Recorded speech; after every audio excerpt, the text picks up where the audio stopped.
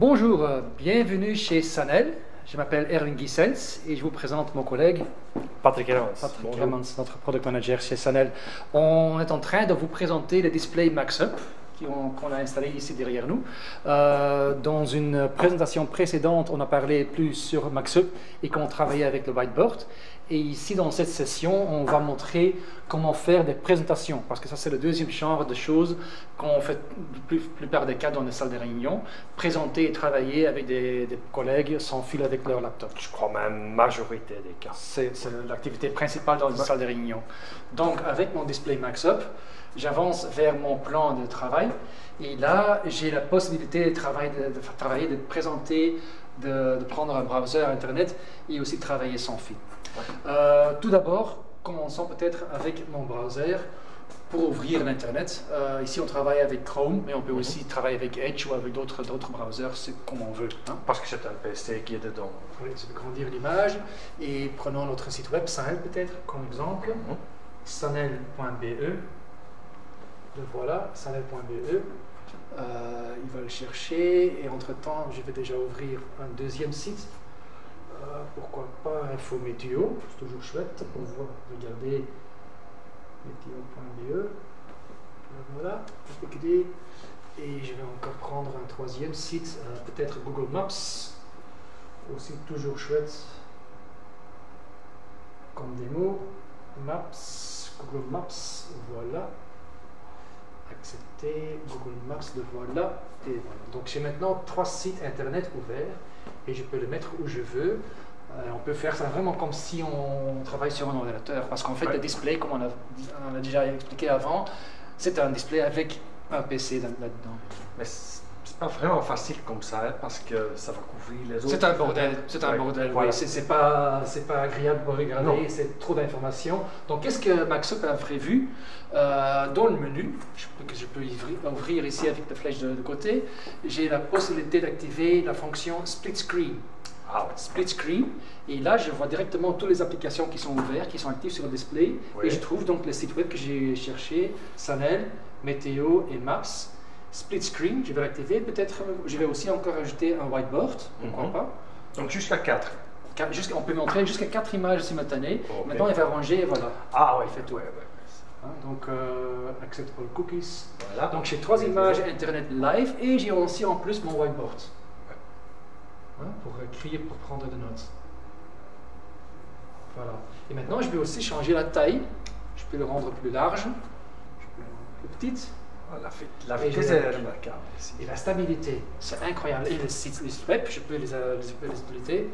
Ouais. Je peux les activer, regarder, vraiment comme des sites indépendants. Hein. Est-ce qu'on sait écrire sur les autres? Voilà, on peut aussi écrire, bien sûr, on peut écrire sur le whiteboard, mais là je travaille vraiment dans l'application whiteboard. Mais je peux aussi écrire sur les sites web. C'est bien clair que ces sites web n'ont pas une fonctionnalité intégrée à notation, mais je peux, avec une couche devant, je peux écrire avec le display. Donc, par exemple, mon site, la carte de lire, où on se trouve au bureau, je peux choisir la couleur rouge, et je vais prendre bien épais. Maintenant, je peux dire, voilà, nos bureaux sont à lire, et nos bureaux se trouvent quelque part. Je vais un peu changer le layout pour les gens, voilà. Encore plus facile pour suivre. Voilà. Voilà. Donc je peux bien annoter et dire ça c'est lire. Lire, nos bureaux se trouvent et nos bureaux se trouvent ici. Voilà. Ça c'est donc possible avec cette fonctionnalité. Je travaille maintenant avec le browser interne dans le display. Hein. Mais c'est clair qu'on peut aussi se connecter. Je vais de nouveau vers la homepage. On peut aussi se connecter avec d'autres appareils. Très souvent, les gens vont dire, écoute, c'est chouette que je peux travailler avec un site internet sur le display même, mais peut-être je vais aussi travailler avec mon laptop, me connecter avec mon propre device. Donc, qu'est-ce qu'on fait dans la plupart des cas? On prend un câble HDMI, il faut le connecter là-dedans, c'est toujours chercher la bonne fiche, c'est toujours de la misère. C'est toujours possible. Ce qu'on a prévu avec MaxUp, c'est de pouvoir se connecter avec un dongle. Un petit dongle. En USB-C. USB-C. Il y a un adaptateur USB-A fourni avec, pour eux qui veulent ça, mais USB est quand même conseillé, parce qu'avec USB, il ne va plus rien installer sur le laptop, plus de drivers, et c'est plus vite. Donc je dois tout d'abord réveiller mon laptop, parce qu'il s'est mis en veille. Je vais le mettre sur le petit table ici, c'est facile. Donc réveillez-vous.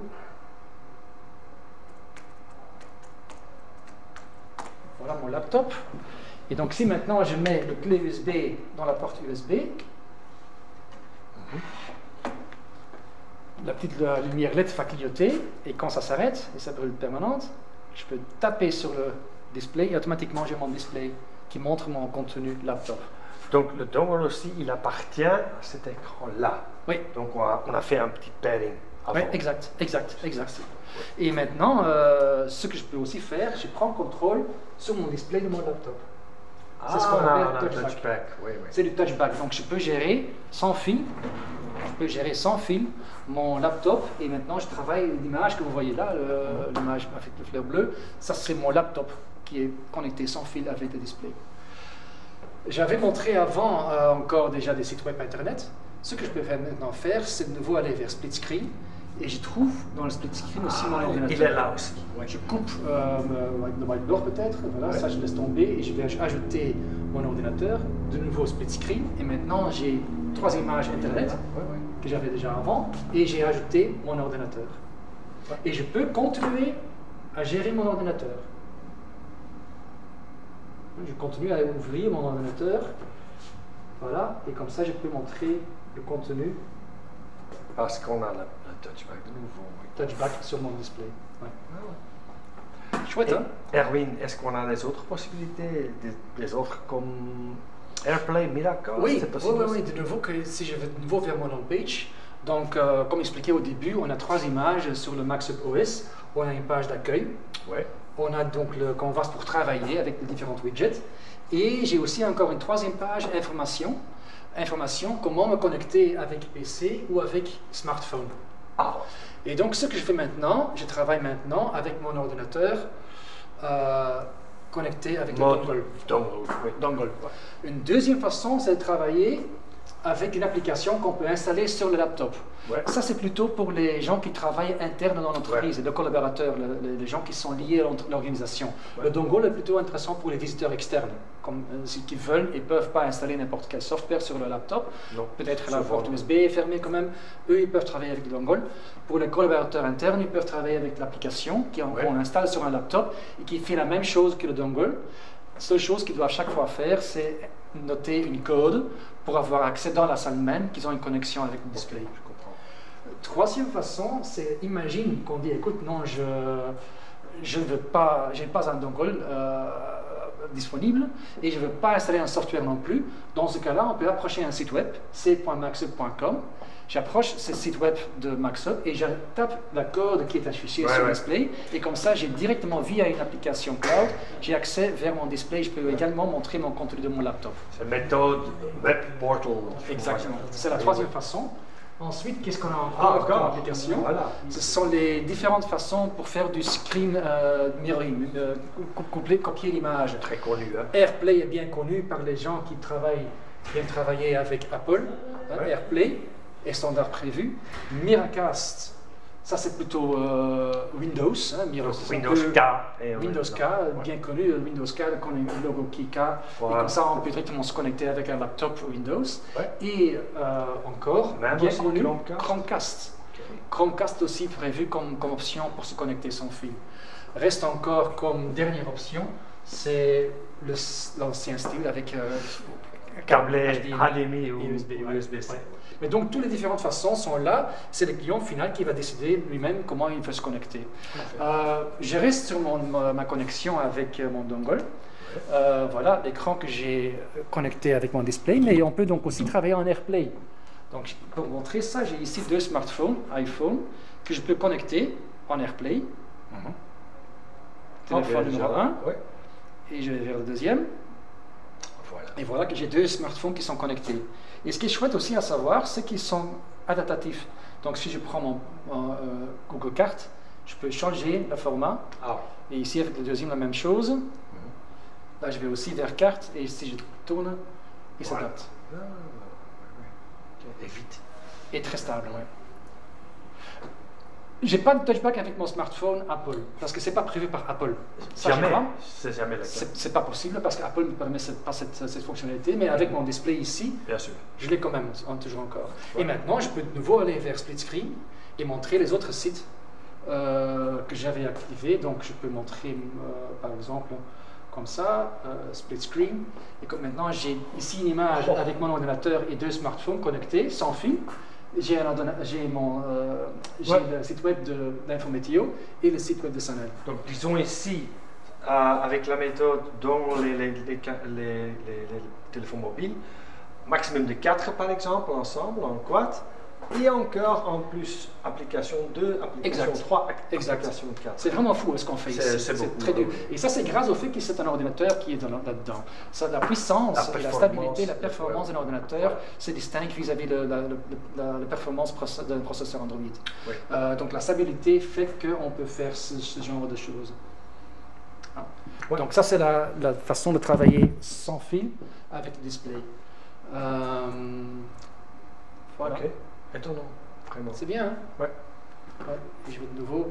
Maintenant, finalement, quand on dit, on retombe de nouveau sur le display, une question très souvent posée, c'est oui, mais je veux quand même, c'est trop complexe, je vais simplement prendre un stick USB, je le mets sur le display, je vais montrer mon PowerPoint. Est-ce possible? Bien entendu. On a fait ça ici, on a un stick USB sur le display. Si je vais maintenant ouvrir présentation, je peux chercher des documents en cloud. Dans le cloud, c'est une façon, ça c'est plus facile. Mais si jamais on a aussi un stick USB inséré dans le display, ici je peux regarder tout ce qui se trouve sur le stick USB et j'ai quelque part aussi une présentation PowerPoint, le voilà, avec un autre produit qu'on distribue ici chez nous, chez Sanel. Et voilà, c'est une présentation PowerPoint sur AVBridge. Voilà. Maintenant je peux montrer le contenu complet et avec Swipe je peux avancer dans la présentation. Donc je peux arriver moi tout seul avec seulement la clé USB, hop, et je peux commencer après. Simple comme ça. Et on peut quand même annoter, voilà, si je vais vers annotation, je peux choisir la couleur, vert, et maintenant je peux dire, ça c'est la AVBridge 2.1. Ouais. Voilà. Magnifique, hein? Ouais, c'est magnifique. Ouais. Tellement fluide, tellement intuitif. Donc chacun peut s'en servir vraiment comme ça. Mais surtout pour moi, le split screen, c'était stupéfiant, vraiment. C'est bien, hein? Ouais. C'est bien, hein? Ouais, c'est bien fait, oui, en effet. Donc, finalement, quand on termine la présentation et on sort la salle de réunion, quand on fait des annotations avec le whiteboard ou des présentations collaborées, très souvent on va dire, écoute, je ne veux pas que quelqu'un encore suive ce qu'il y a traité pendant la session. Ouais. Donc, ce que je peux faire, ici en bas, je peux déjà nettoyer tout ce qui est activé sur mon display. Oh, clear all, Clear all, voilà. Confirm, et voilà, maintenant il va nettoyer tout. Ouais. Mais je peux aussi aller vers la fonctionnalité Privacy Clean, nettoyer pour raison privée. Et maintenant, il va faire comme des mots de passe qui sont peut-être encore dans un browser. Peut-être, ou des informations qui ont été annotées. Et là, maintenant, je peux nettoyer tout. Et il va vraiment rendre le display de nouveau disponible sans des informations qui sont un peu discrets, qui peuvent rester derrière sur le display pour les prochains utilisateurs du display. OK. Et donc, comme ça, Corporate Use, MacSup OS, les écrans tactiles, présentation, le whiteboard on a montré. Est-ce qu'on va montrer aussi la visioconférence? Ça c'est la prochaine session, travailler sans fil avec des personnes qui se trouvent d'ailleurs. Visioconférence parce qu'on peut combiner tout, hein. On a déjà en parlé, on a un display ici avec une caméra, microphone intégré et ça permet aussi de faire de visioconférence, mais ça c'est pour la prochaine session. Donc, 4e vidéo, on parle de visioconférence avec le MacSup IFP. Voilà. À suivre. À la prochaine. À la prochaine.